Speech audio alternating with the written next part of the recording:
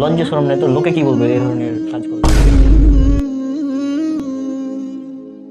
Stylish ভাবে চলতে হবে, তাছাড়া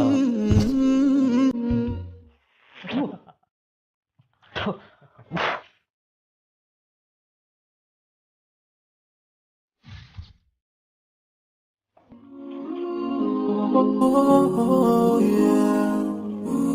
Yeah, yeah, yeah, yeah. So many dreams, yeah, in my life. I dream a lot of things in my life. আসসালামু আলাইকুম বন্ধু। ওয়ালাইকুম আসসালাম। কি অবস্থা তোর? রেসব কি?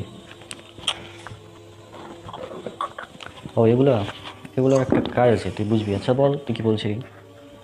আচ্ছা, আমি যেটা বলছিলাম সেটা হচ্ছে যে তুই মানে হঠাৎ এরকম পরিবর্তন হয়ে গেলি।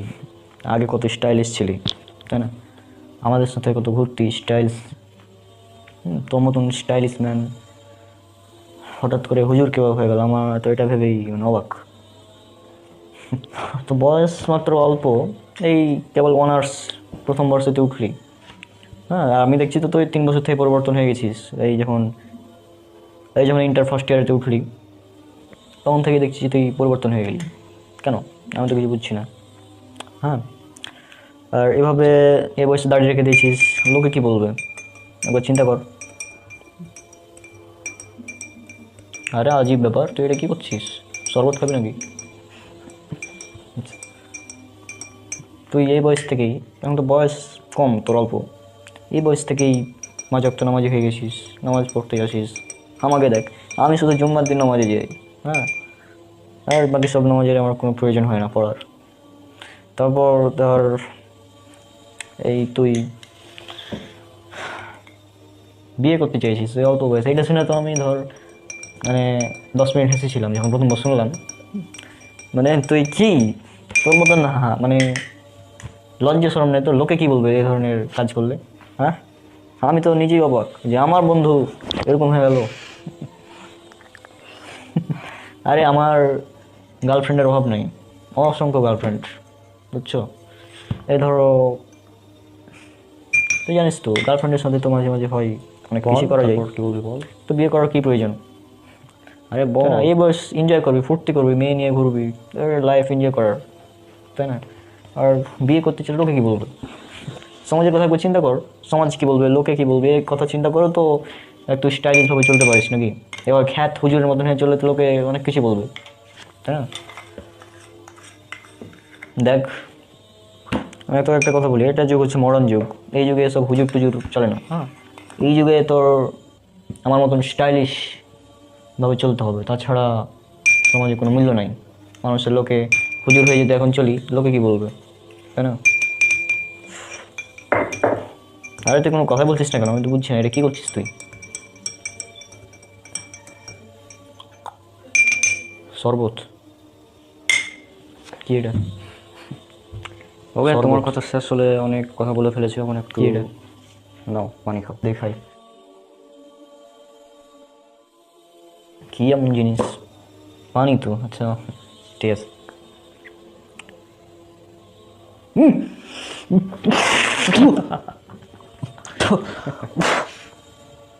পানি এটা হচ্ছে লবণাক্ত পানি, বুঝছো? এটা কি খাওয়ালি তুই?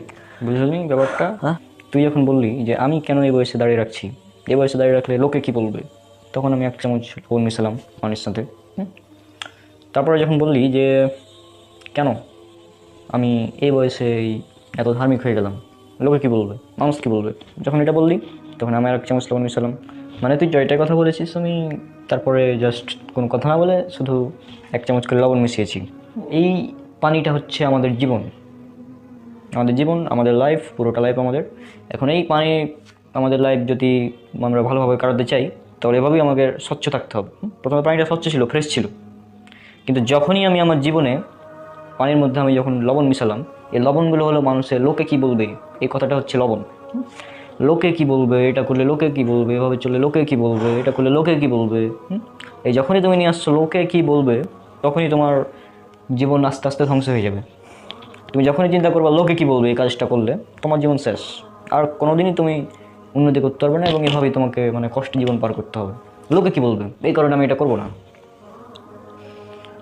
দাড়ি রেখে দিয়েছি, এখন দাড়ি রাখলে এখন লোকে কী বলবে, থাক আমি দাড়িটা কেটে আসি, এরকম এরকম চিন্তা ভাবনা তোমাদের। এখন যদি নামাজ পড়ি, লোকে কী বলবে? নামাজ যদি না পড়ি জুম্মার দিন, তাহলে লোকে কী বলবে? এটা তোমার চিন্তা আছে, কিন্তু ঠিকই 5 ওয়াক্ত নামাজ পড়া নেই, কোনো টেনশনই নেই। এই বয়সে, অল্প বয়সে বিয়ে করতে চাইলে লোকে কী বলবে, তাই না? এই চিন্তা যখন তোমার মাথায় আসে, তখন তুমি জীবনে কীভাবে উন্নতি করবে বলো? তুমি একটা ওই যে পানিটা খেলা, হ্যাঁ, এটা হচ্ছে লোকে কি বলবে যুক্ত পানি। তোমার জীবনটা লোকে কি বলবে এই যুক্ত হয়ে আছে, এই জন্য তোমার জীবনে এই ধরনের, বুঝছো?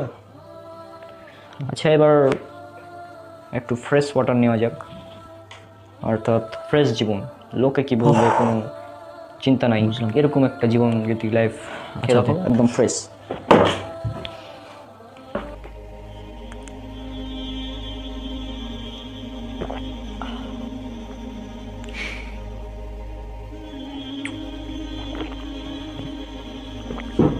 আশা করি তুমি উত্তরটা পেয়ে গেছো, যে লোকে কি বলবে যুক্ত জীবন অতিবাহিত করলে এরকমই লবণাক্ত হয়ে যাবে তোমার জীবনটা।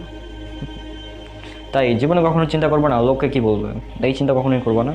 তুমি তোমার জীবনে জাস্ট ইসলাম মেনে চলবা, কোরআন এবং সহিহ সুন্নাহ মেনে চলবা, তাহলে এনাফ। লোকে কি বলবে তার কোনো প্রয়োজনই নেই। লোকে অনেক কিছু বলবে, লোকের কাজই হলো বলা। তুমি ভালো কাজ করলে লোকে কিছু বলবে, খারাপ কাজ করলেও বলবে, লোকে সমালোচনা করবেই। সুতরাং লোকের কী বললো সেটা আমার দেখার কোনো দরকার নেই।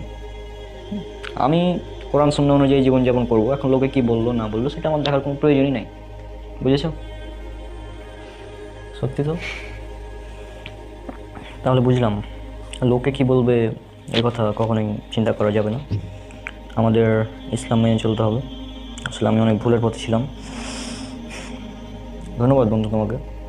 আমি চলে আসবো আজ থেকেই ইনশাল্লাহ ইসলামের পথে।